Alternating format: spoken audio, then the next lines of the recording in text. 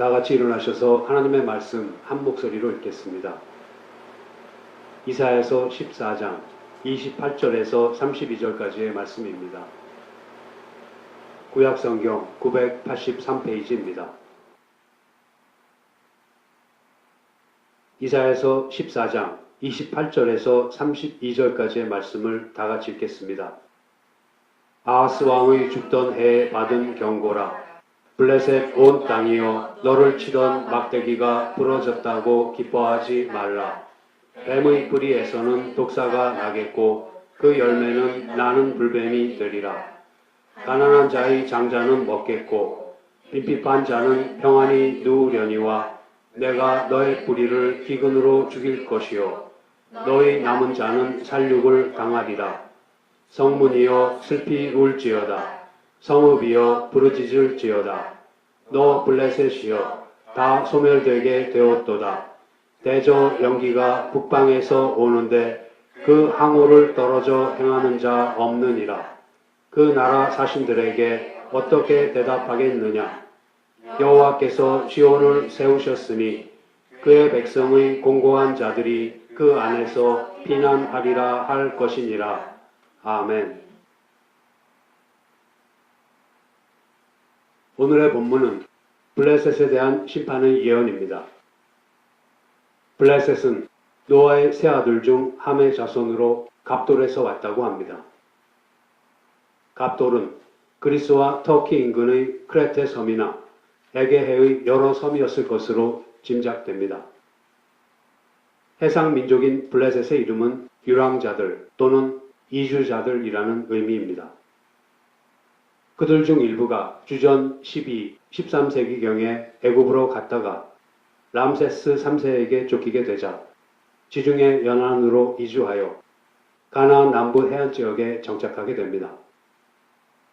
거기에서 블레셋은 아스돗, 아스글론, 에그론, 가사, 그리고 가드의 5도시로 이루어진 도시국가를 이루고 살면서 늘 이스라엘을 괴롭혔습니다.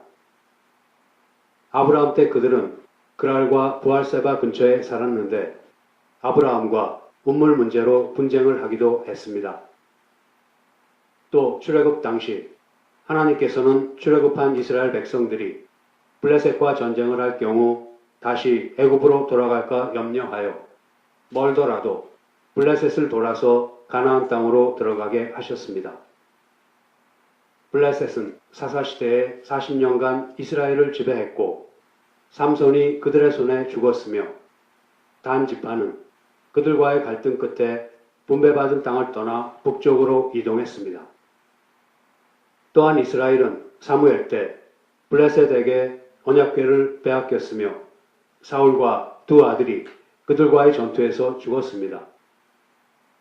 사울에 이어서 다윗도 블레셋과 많은 전쟁을 했으나 블레셋 본토는 정복하지 못했고 솔로몬 때 와서야 블레셋을 다스리게 되었습니다. 그 후 약해진 블레셋은 이스라엘에 별 영향을 미치지 못하다가 마침내 주전 332년 알렉산더에 의해서 역사에서 사라지게 됩니다. 오늘의 본문에서 28절을 보면 이 블레셋의 심판에 대한 경고가 아하스 왕이 죽던 해에 주어집니다. 우리는 일찍이 이사야서 7장에서 주전 8세기 무렵 잠시 쇠퇴했다가 디글랏 빌레셀의 집권으로 다시 강성해진 아수르가 강력한 제국주의 정책을 펼치면서 주변 국가를 침공했다는 사실을 살펴보았습니다. 그 무렵 아수르의 디글랏 빌레셀에 의해 크게 공격당했던 블레셋이 아수르에게 조공을 바치게 된 일이 있었습니다.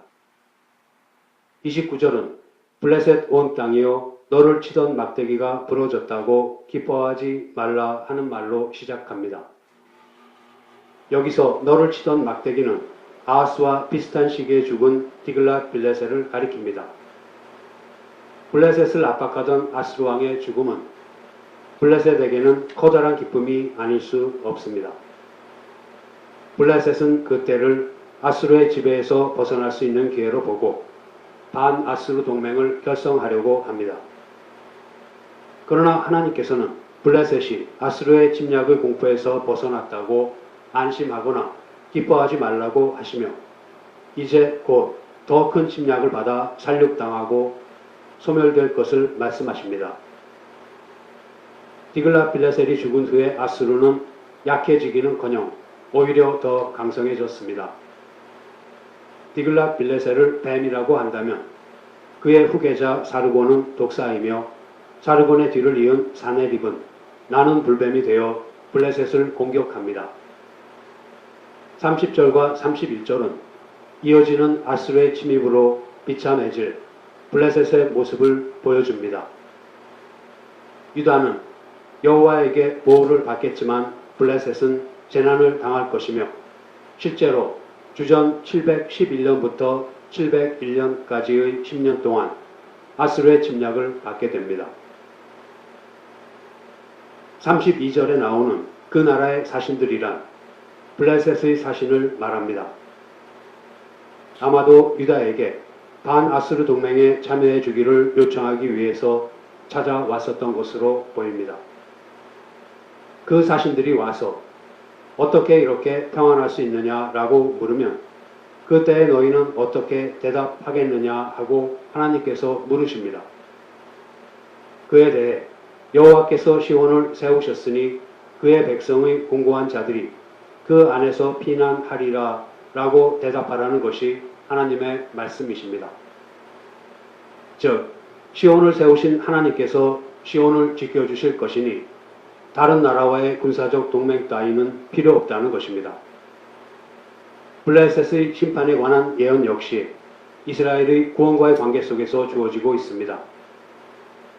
블레셋은 하나님의 심판을 받아 멸망하지만 반대로 시온은 여호와로 말미암아 견고히 세워지고 하나님의 백성은 여호와를 도피처로 삼아 피난하게 된다는 사실이 강하게 대조되어 있습니다. 이처럼 이사야 선지는 각 이방 나라의 심판을 통해 하나님께서 이스라엘을 위로하려는 의도를 갖고 계심을 강조하고 있습니다. 오늘은 본문을 통해 신자가 겪는 고난의 의미에 대해서 살펴보겠습니다. 오늘의 본문 30절을 다시 보겠습니다. 가난한 자의 장자는 먹겠고 빈핍한 자는 평안히 누우려니와 내가 너의 뿌리를 기근으로 죽일 것이요 너희 남은 자는 살육을 당하리라. 여기서 가난한 자의 장자는 극심한 고통 가운데서 신음하는 유다 백성을 가리킵니다. 그리고 빈핍한 자는 유다 백성을 길을 잃고 헤매이는 양에 비유한 것입니다. 가난한 자의 장자는 먹겠고 빈핍한 자는 누울 것이라는 말은 현재 유다 백성이 고난을 겪고 있지만 장차 그들은 목자 되신 하나님 품에 편히 누울 것이며 굶주림으로부터도 영원히 벗어날 것임을 나타냅니다. 이 유다의 미래는 그 다음에 나오는 내가 너의 뿌리를 기근으로 죽일 것이요 너희 남은 자는 살육을 당하리라 하는 말로 표현된 앞으로 있을 블레셋의 멸망과 대조를 이룹니다. 이 내용을 하박국서를 통해서 좀 더 자세히 이해하도록 해보겠습니다. 먼저 하박국 2장 1절에서 4절 말씀을 함께 찾아보시겠습니다. 구약성경 1303페이지입니다. 하박국 2장 1절에서 4절까지의 말씀을 다 같이 읽겠습니다. 내가 내 파수하는 곳에 서며 성루에 서리라. 그가 내게 무엇이라 말씀하실는지 기다리고 바라보며 나의 질문에 대하여 어떻게 대답하실는지 보리라. 그리하였더니 여호와께서 내게 대답하여 가라사대 너는 이 묵시를 기록하여 판에 명백히 새기되 달려가면서도 읽을 수 있게 하라. 이 묵시는 정한 때가 있나니 그 종말이 속히 이르겠고 결코 거짓되지 아니하리라. 비록 더딜지라도 기다리라. 지체되지 않고 정령 응하리라. 보라, 그의 마음은 교만하며 그의 속에서 정직하지 못하니라. 그러나 의인은 그 믿음으로 말미암아 살리라. 아멘. 하박국 선지는 주전 6세기경 예레미야와 거의 같은 시대에 활동하던 선지자였습니다. 하박국이라는 이름의 뜻은 아느리라인데 그의 생에 대해서는 거의 알려진 것이 없습니다. 다만 하박국서 3장 19절의 이 노래는 영장을 위하여 내 수금에 맞춘 것이니라 라는 말씀에 근거해서 성전에서 노래하던 찬양대의 일원으로 레위 후손이었을 것으로 짐작됩니다. 주전 6세기경의 고대 근동지역은 바벨론의 급부상으로 인해 일대 격변을 겪고 있었습니다. 아스루가 몰락해가고 있었고 애굽도 힘을 차츰 잃어가고 있는 상황이었습니다. 이렇게 강대국끼리 세력을 다투는 틈바구니에 끼인 유다는 내부적으로는 심하게 부패되어 가고 있었습니다. 대부분의 선지자들의 메시지는 하나님께로부터 받은 계시의 말씀을 백성들에게 선포하는 형식으로 되어 있습니다. 그러나 하박국서는 백성들에게 말씀을 선포하는 것보다는 하나님과 더불어 신앙의 문제를 놓고 토론하는 형식으로 되어 있는 것이 특이합니다. 하박국 선지는 하박국서 1장 2절부터 4절에서 하나님의 백성인 유다가 그토록 부패해가고 있는데도 공의의 하나님께서 왜 가만히 계시기만 하는지 하나님께 질문을 합니다. 이에 대한 하나님의 답변이 1장 6절부터 11절에 나와 있습니다. 하나님께서 갈대아 사람, 즉 바벨론 사람을 사용해서 유다를 징계하시겠다고 하십니다. 이어서 하박국 선지는 두 번째로 하나님께 질문을 합니다. 단지 유다를 징계하는 도구로 쓰인 갈대아 사람들의 패역함과 간악함이 극에 달하도록 내버려 두시는 이유는 무엇입니까? 하나님의 백성이 이렇게 고난당하며 사는 것은 어찌된 일입니까? 하고 묻고 있습니다. 이에 대한 하나님의 답변은 하나님께서 간악한 갈대아 사람을 반드시 멸하실 것이며 의인은 믿음으로 말미암아 산다는 것이었습니다. 하박국 선지가 불만스럽게 생각하고 하나님께 따지듯이 묻는 것은 하나님을 믿고 사는 하나님의 백성들에게 왜 이 세상에서 보상을 주시지 않느냐는 것이었습니다. 거기에 대한 하나님의 대답은 무엇이었습니까? 바로 의인은 그 믿음으로 말미암아 산다는 것이었습니다. 다시 말하면 하나님을 믿고 사는 것에 대한 보상은 이 세상의 것으로 주어지는 것이 아니라 하나님을 믿은 그 자체가 보상이라는 것입니다. 그렇다고 해서 하나님께서 우리들을 무관심하게 그냥 내버려 두신다는 뜻은 아닙니다. 지금 아무리 세상이 하나님을 대적하며 악인이 날뛴다고 해도 하나님의 우리들을 향하신 뜻과 간섭하심은 결코 중단되거나 방해받을 수 없다는 뜻입니다.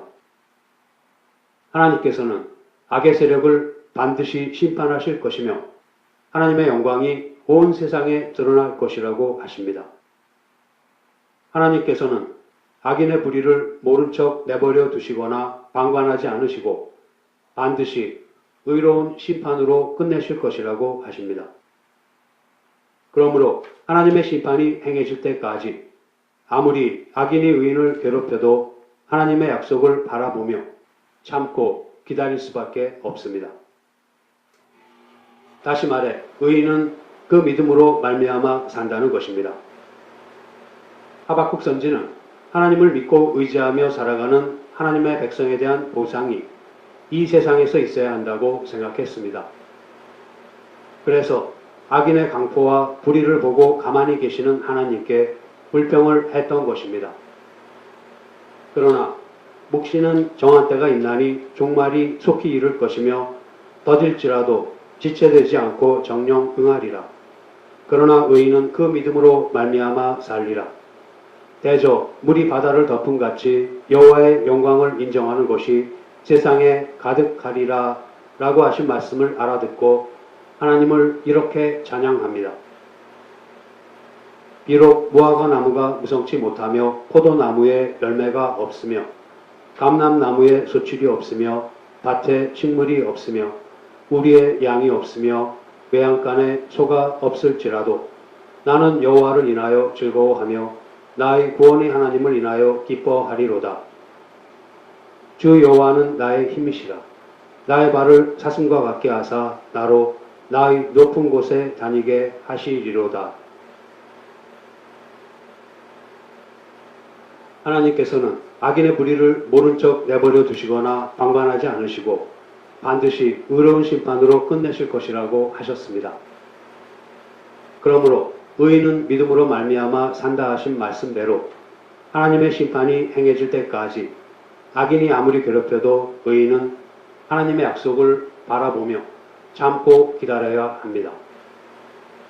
그런데 여기서 참고 기다려야 한다는 말은 아무리 어렵고 힘들어도 당면한 고난과 환난을 어떻게든 참고 견뎌내면 결국 끝이 좋으리라는 뜻이 아닙니다. 그 진정한 뜻은 고난과 환난에도 불구하고 참고 견뎌야 한다는 것이 아니라 고난과 환난 때문에 견딜 수 있다는 것입니다. 우리는 앞서 오늘의 본문 중에서 가난한 자의 장자는 먹겠고 빈핍한 자는 평안히 누우려니와 내가 너의 뿌리를 기근으로 죽일 것이요 너의 남은 자는 살육을 당하리라 하는 이사야서 14장 30절을 하박국서를 통해서 살펴보았습니다. 이것에 관하여 신약에서는 사도 바울이 이렇게 말합니다. 로마서 5장 1절에서 4절 말씀을 함께 찾아보시겠습니다. 신약성경 245페이지입니다. 로마서 5장 1절에서 4절 말씀을 다 같이 읽겠습니다. 그러므로 우리가 믿음으로 의롭다 하심을 얻었은즉 우리 주 예수 그리스도로 말미암아 하나님으로 더불어 화평을 누리자. 또한 그로 말미암아 우리가 믿음으로 서 있는 이 은혜에 들어감을 얻었으며 하나님의 영광을 바라고 즐거워하느니라. 다만 이뿐 아니라 우리가 환난 중에도 즐거워하나니 이는 환난은 인내를, 인내는 연단을, 연단은 소망을 이루는 줄 알미로다. 아멘. 1절은 우리가 믿음으로 구원을 얻었다는 내용입니다. 이어지는 2절은 우리가 지금 예수 그리스도로 말미암아 신자된 신분을 누리고 있으며 그 신분이 영원토록 우리의 것으로 확정되어 있다는 이야기입니다. 그리고 3절과 4절은 이와 같은 사실은 결코 취소되거나 포기되지 않을 것이며 우리는 반드시 영광의 자리에 가고야 말 것이라는 확신을 나타냅니다. 그런데 우리가 무엇으로 그것을 확신합니까? 그것은 바로 환난입니다. 환난 때문에 기뻐하는 것으로 확신합니다. 이 말씀에서 환난은 포도주 틀에서 포도즙을 짜내듯이 피와 땀과 눈물과 고통을 짜낸다는 의미입니다. 사도 바울은 이 표현을 통해 믿음으로 하나님의 은혜에 들어가게 된 즐거움이 복음으로 말미암아 받게 되는 핍박과 환난보다 비교할 수 없을 정도로 크다는 것을 강조하고 있습니다. 신자가 모든 환난을 극복하며 환난 가운데서도 오히려 즐거이 살아갈 수 있는 것은 세상의 즐거움과 고통은 잠깐 피었다가 사라지는 안개나 꽃처럼 일시적인 것이지만 그리스도 안에서 누리는 기쁨은 영원하기 때문입니다. 신자는 영원한 나라에 대한 주님의 약속이 있기에 현재의 고난을 즐거움으로 넉넉히 이겨나갈 수 있습니다. 우리가 환난을 당하는 이유는 우리가 하나님의 자녀가 되었기 때문입니다. 하나님의 자녀가 되지 않았으면 이 환난은 일어나지 않는 것입니다.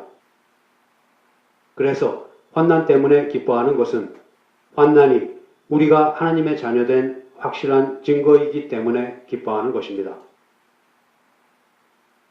이에 대한 히브리서 12장 6절에서 8절 말씀입니다. 주께서 그 사랑하시는 자를 징계하시고 그의 받으시는 아들마다 채찍질 하심이니라 하였으니 너희가 참음은 징계를 받기 위함이라. 하나님이 아들과 같이 너희를 대우하시나니 어찌 아비가 징계하지 않는 아들이 있으리요.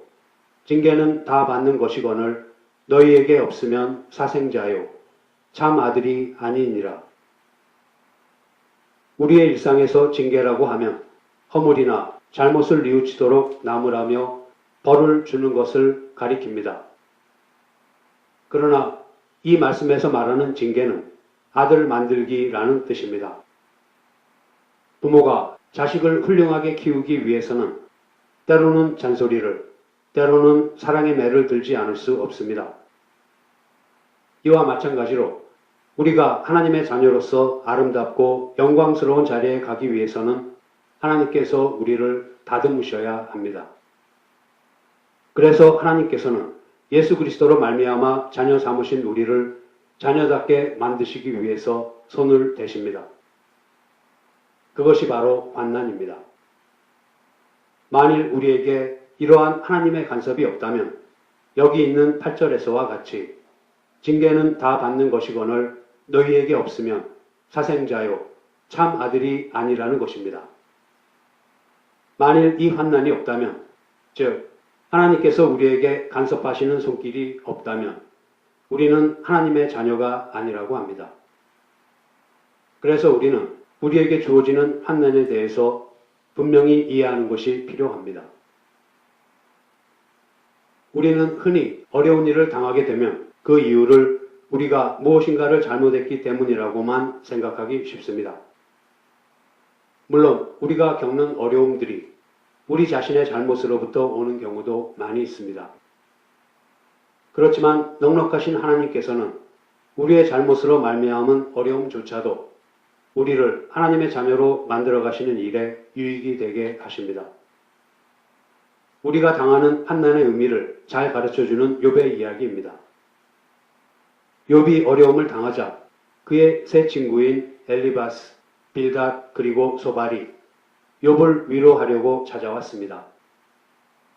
욥과 각각의 친구는 왜 욥이 고난을 당하는가에 대해 세 번의 긴 논쟁을 벌입니다. 그들의 논쟁의 중점은 하나님께서 통치하시고 지배하시는 이 세계에서 의인이 고난을 받는 일은 있을 수 없다는 것입니다. 그러므로 욥이 고난을 받는 것은 죄값으로 받는 형벌이라는 것이 친구들의 주장입니다. 그러나 욥은 자기는 결백하고 죄가 없다고 외치면서 세 친구의 주장을 반박합니다. 그리고는 하나님께서 이 문제에 대해서 직접 대답해 주시기를 호소합니다.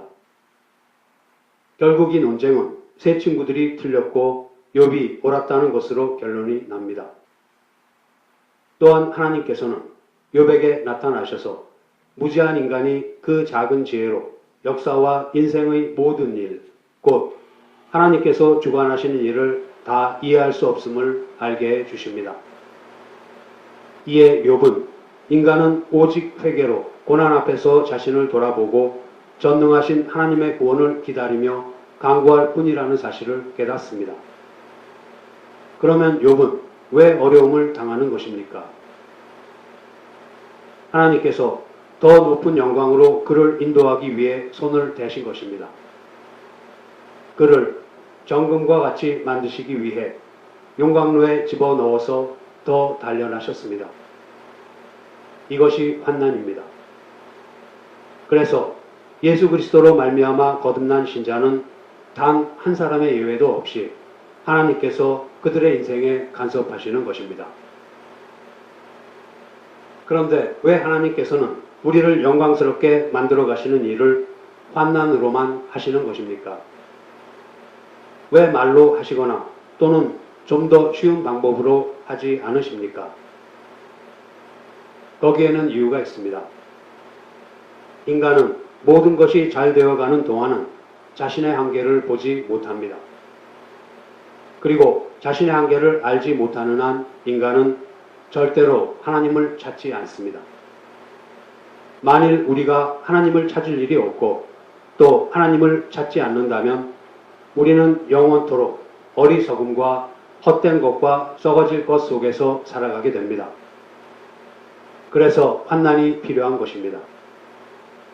환난을 당해야 우리는 비로소 무엇이 진정으로 가치가 있는 것인가를 발견합니다. 영적인 것, 거룩한 것, 생명과 진리에 속한 것이 인간에게는 없습니다. 그리고 이 세상에도 없습니다. 그것은 오직 하나님께만 있습니다. 인간이 인간의 한계를 깨닫지 못하는 한 하나님을 찾지 않습니다. 환난을 당하여 자신의 한계를 깨닫지 못하면 인간은 하나님께 나아오지 않습니다. 그래서 환난을 당해야 우리는 우리의 한계를 보게 되며 더 나아가 우리의 한계 너머에 있는 하나님의 생명과 진리를 만날 수 있게 됩니다. 과연 우리는 환난을 기뻐할 수 있습니까? 하나님께서 우리를 거룩하게 만들기 위해 우리의 인생에 간섭하셔서 우리의 욕심을 누르시고 썩어질 것을 추구하는 어리석음을 막으실 때에 기뻐할 수 있습니까? 하나님께서 그렇게 해주시기를 간절히 소원하며 또 그렇게 해주신 것에 대해 진심으로 감사할 수 있습니까? 만일 그렇지 않다면 우리는 신자가 아닙니다. 예수 그리스도로 말미암아 구원을 얻은 신자들에게 주어지는 환난은 하나님께서 허락하신 구원을 완성시키기 위한 하나님의 간섭입니다. 그와 같은 환난의 의미를 알기에 신자는 환난을 기뻐할 수 있습니다. 환난이 우리에게 행하는 가장 중요한 일은 우리가 누구인가 하는 것을 다시 한번 돌아보게 하는 것입니다. 우리가 구원을 얻고 난 후에는 구원을 얻은 감격을 금방 잊고는 합니다. 구원을 얻은 이후에 무엇이 변했고 무엇이 달라졌는가가 분명하지 않게 되기도 합니다. 그 결과 믿는 것과 믿지 않는 것이 적당히 뒤섞인 그런 신앙생활을 하기 쉽습니다. 그러는 가운데 비로소 환난이 와야 우리는 우리가 과연 누구인가를 다시 생각하게 됩니다. 우리가 얼마나 영적으로 연약하고 무능하고 미련한 자이며 하나님의 은혜 없이는 아무것도 할 수 없다는 것을 다시 한번 새삼스럽게 깨우치게 됩니다. 이 환난이 우리를 인내로 인도하는 것에 대해 앞서 읽은 로마서 5장 3절은 우리가 환난 중에도 즐거워하나니 이는 환난은 인내를 이루는 줄 알미로다 라고 합니다. 환난을 당했을 때 좌절하고 말면 그것으로 끝입니다. 더 이상 다른 기회가 없습니다. 이것이 믿지 않는 사람들의 경우입니다. 그러나 신자에게 환난이라는 것은 재앙을 향해 나아가는 자를 하나님께서 멈추시게 하실 뿐만 아니라 마땅히 돌아와야 할 곳으로 그를 돌이키시는 방법입니다. 환난이 닥치면 세상 사람들은 거기가 끝이지만 신자는 가서는 안 될 길에서 멈추고 뒤돌아서서 본래 가야 할 곳으로 돌이키게 됩니다. 그렇게 돌아선 후에도 어려움은 계속될 수 있으며 그 기간은 우리가 생각하는 것보다 훨씬 길 수도 있습니다. 여기에 인내가 필요합니다. 그 시간은 하나님께서 우리를 자녀답게 만들어 가시고 우리 안에서 하나님의 뜻을 이루어 가시는 데 필요한 시간이므로 우리에게는 그 시간을 참고 기다리는 인내가 필요한 것입니다. 하박국 선지는 인내를 이렇게 표현합니다. 하박국서 2장 1절입니다. 내가 내 파수하는 곳에 서며 성루에 서리라. 그가 내게 무엇이라 말씀하실는지 기다리고 바라보며 나의 질문에 대하여 어떻게 대답하실는지 보리라. 이 말씀에서와 같이 인내란 우리가 환난 가운데서 하나님께로 다시 돌이켰을 때 거기에 대한 답을 찾기까지 기다리는 시간입니다. 우리가 환난으로 말미암아 하나님께로 돌이켰지만 하나님께서는 그에 상응하는다. 즉 우리가 돌이킨 후에 있을 인도하심을 당장 보여주시지 않을 때가 많습니다. 그 경우에 우리는 돌이켰는데도 어려움은 그대로 남아있으며 달라진 것은 우리가 하나님께로 돌이켰다는 인식뿐입니다. 그 기간이 길다 보면 혹시 이것으로 끝이 아닌가 하는 의문을 떨쳐버리지 못할 때도 있습니다. 다시 말하면 심판이 심판으로 끝나고 결국은 회복에 이르지 못하지는 않을까 하는 불안감입니다. 오늘의 본문에서도 나왔듯이 하나님께서 이방 국가들을 사랑의 매로 삼아 유다를 심판하시지만 그 이방 국가들의 심판을 통해 유다의 회복을 나타내심으로써 유다를 위로하십니다. 그러나 사랑의 매라는 환난을 통해 하나님께로 돌이켰다고 해도 유다는 예루살렘의 멸망을 보아야 했고 70년의 포로 생활을 견뎌야 했습니다. 그 기간은 유다로서는 하나님의 답을 얻지 못하고 기다려야 하는 시간이었습니다. 그러나 그 시간은 사실 하나님께서 유다의 회복을 준비시키는 데에 필요한 시간이었고 유다는 마침내 포로에서 돌아와 예루살렘 성전을 다시 세우게 됩니다. 여기에서 보듯이 하나님께서 우리에게 간섭하시는 것으로 우리 안에 선한 것을 이루실 것을 알기에 하나님의 의로우심과 은혜로우심과 긍휼과 자비와 사랑을 우리에게 나타내실 때까지 포기하지 않고 참고 기다리는 것이 신자의 인내입니다. 의인은 바로 그 믿음으로 말미암아 사는 것입니다. 욥은 욥기 23장 10절부터 14절에서 인내에 대해 이렇게 말합니다. 나의 가는 길을 오직 그가 아시나니 그가 나를 단련하신 후에는 내가 정금같이 나오리라. 내 발이 그의 걸음을 바로 따랐으며 내가 그의 길을 지켜 치우치지 아니하였고 내가 그의 입술의 명령을 어기지 아니하고 일정한 음식보다 그 입의 말씀을 귀히 여겼구나. 그는 뜻이 일정하시니 누가 능히 돌이킬까? 그 마음에 하고자 하시는 것이면 그것을 행하시나니 그런즉 내게 작정하신 것을 이루실 것이라. 이런 일이 그에게 많이 있느니라. 하나님께서는 작정하신 것을 반드시 이루시고야 말 것입니다. 그 작정하신 일은 우리를 정금같이 만드셔서 영광에 이르게 하시는 것입니다. 하나님께서는 우리로 하여금 잘못 가고 있던 길에서 돌이켜 하나님 앞으로 돌아와 엎드려 회개하게 하셨습니다. 우리 마음에 헛된 것을 몰아내시고 우리 마음을 비우게 하셨습니다. 그러나 거기서 끝내지 않으십니다. 우리의 마음을 비우게 하신 것 이상으로 그 안에 신령한 것과 거룩한 것과 영원한 것과 영광된 것으로 채우실 것입니다. 그것이 이루어지기까지 참고 기다릴 수 있도록 하나님께서는 우리를 인내로 인도하십니다. 그리고 이 인내는 우리를 연단으로 인도합니다. 연단이라 인내하는 가운데 하나님께서 우리를 다듬어 가시는 손길에 우리 자신을 온전히 내어 맡기는 시간을 가리킵니다.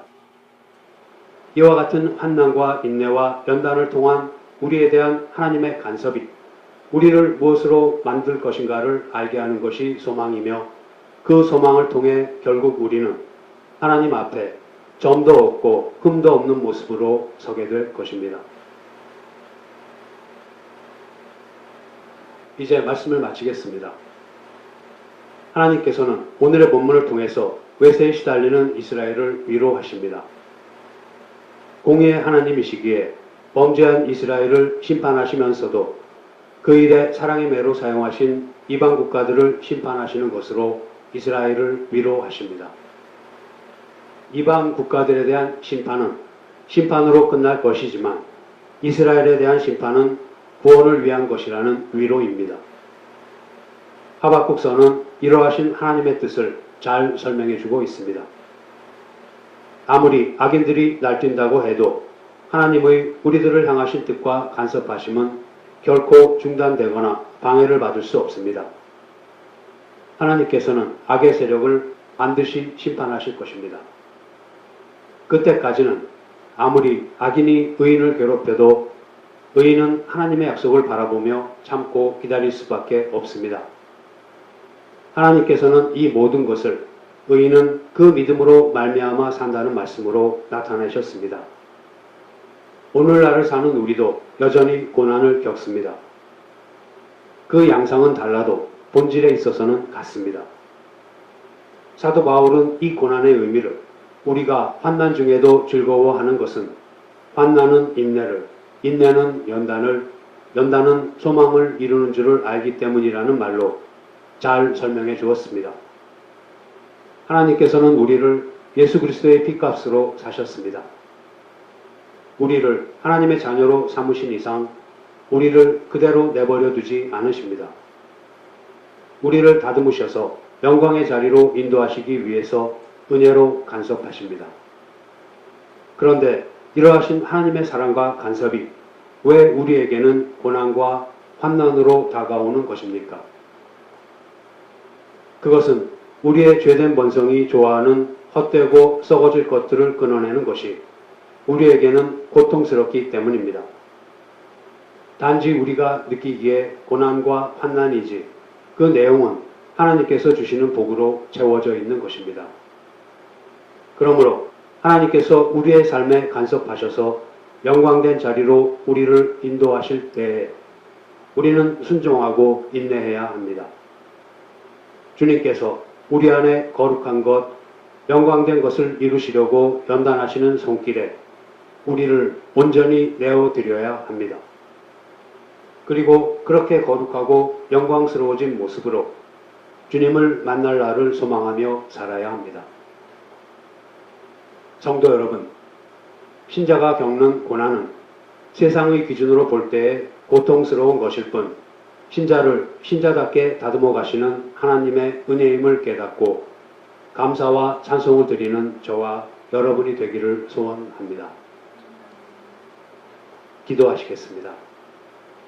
하나님 아버지, 여호와께서 시온을 세우셨으니 그의 백성의 공고한 자들이 그 안에서 피난하리라 하신 대로 길을 잃고 헤매이는 양과 같은 저희들이 목자 되신 주님 품에서 평안을 누리게 하여 주시옵소서. 이러한 영원한 나라에 대한 주님의 약속이 있기에 저희들이 당한 현재의 환난을 즐거움으로 넉넉히 이겨나갈 수 있음을 고백합니다. 환난에도 불구하고 우리가 즐거워하는 것이 아니라 환난 때문에 기뻐하는 저희들이 되게 하셔서 잘못 가고 있던 길에서 돌이켜 주님 앞에 회개하게 하실 뿐만 아니라 헛된 것을 저희들의 마음에서 몰아내시고 그 자리를 거룩한 것으로 채우실 때까지 인내하게 하여 주시옵소서. 그렇게 허락하여 주신 인내에 감사하는 가운데 주님께서 저희들을 다듬어 가시는 손길에 저희들 자신을 온전히 내어 맡길 수 있기를 원합니다. 그리하여 마지막 날에 점도 없고 흠도 없는 모습으로 주님 앞에 서고자 하는 소망을 굳건히 붙드는 저희들이 되게 하여 주시옵소서. 우리 주 예수 그리스도의 이름으로 기도드립니다. 아멘.